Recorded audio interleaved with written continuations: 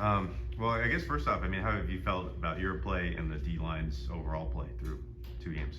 Yeah, I think the D line's been really getting after it.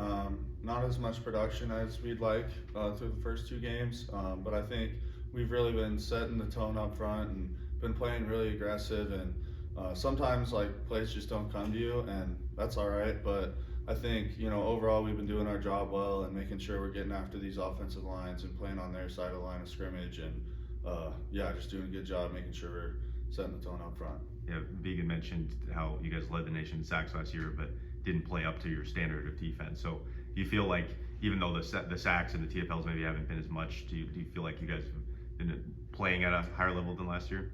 I don't know. I think it's pretty early in the season right now to tell. I think obviously first game last week didn't get a lot of sacks, didn't really get any on the defensive line, but I think we're really putting pressure on them, and I think we got a good game plan going forward, and Coach Howe's going to get us coached up well and make sure we're ready to go going forward. And I'm not too worried about it right now. We got a lot of studs up front, obviously Brody Greavy, Blake Schmidt, Zach Cruz, Paul Brott. I think we got some studs up front that can get it done.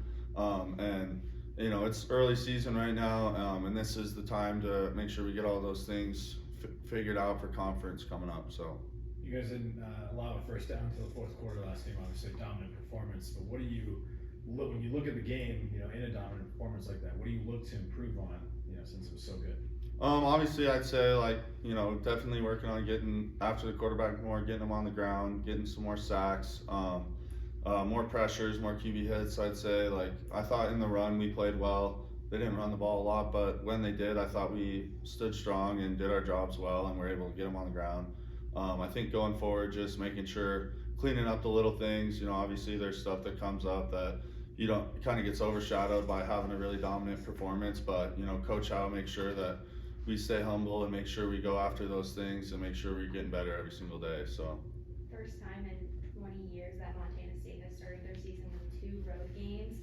So what is the energy like in the locker room to play at home on Saturday? We're really excited. We're really excited to get in front of our fans, get in front of Bobcat Nation. That we got some of the best fans in the FCS, one of the best home atmospheres in the FCS, and starting off on the road, 2 games, definitely gets those road game jitters out of the way. Obviously playing on the road is harder than playing at home, just staying in the hotels, travel, different atmosphere, different environment, but definitely I think big things coming this Saturday.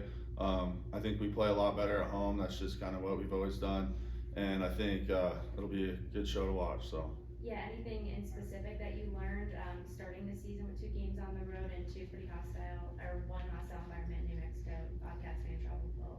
Yeah, I'd say one thing we learned is just how to play through adversity. Obviously against New Mexico, we got down early, and learning a big thing about ourselves was just how we bounce back and making sure we bring our own energy in some of those lesser exciting environments, I would say.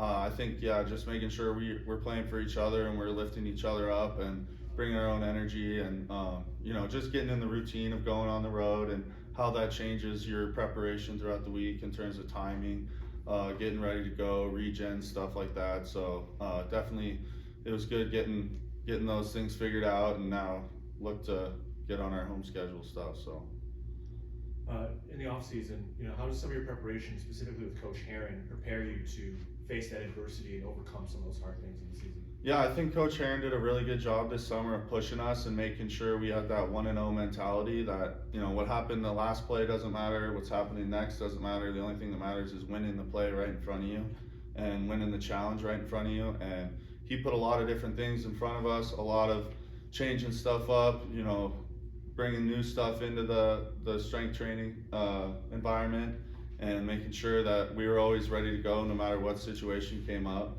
and took it with stride and made sure we were attacking everything. And a big thing he instilled in us this summer and going into this season is a 1-0 mentality, that doesn't matter what's coming next, doesn't matter what happened before, just make sure you're winning the rep at hand. So how do you feel about the depth on the D line this year? It looked like a couple times you guys had 4 D ends there on the line on some of those third down passing situations. Yeah, so I think we have really good depth. I think a lot of the young guys who came along, we got obviously a lot of guys returning, you know, we didn't really graduate. We only graduated 2 guys, which obviously those guys were really big contributors, Ben Seymour and David Alston. But I think, you know, this year we got a lot of guys who played a lot of football last year, getting more into stride this year, and a lot of guys have been developing really well. And like you said, on third downs, you know, we think that, you know, Zach Cruz and Hunter give us an edge for sure on running pass rush stuff on third down. So we like to try and get some faster guys in on third down. Obviously, Blake Schmidt's a tremendous athlete and he can do it too, but, you know, maybe take a little bit of reps off him on third downs and stuff, being almost 300 pounds. So that's just kind of where we're at with that. But yeah, we've had a lot of depth, which has been really nice, and being able to go play at a high level every snap and not have to pace ourselves. So.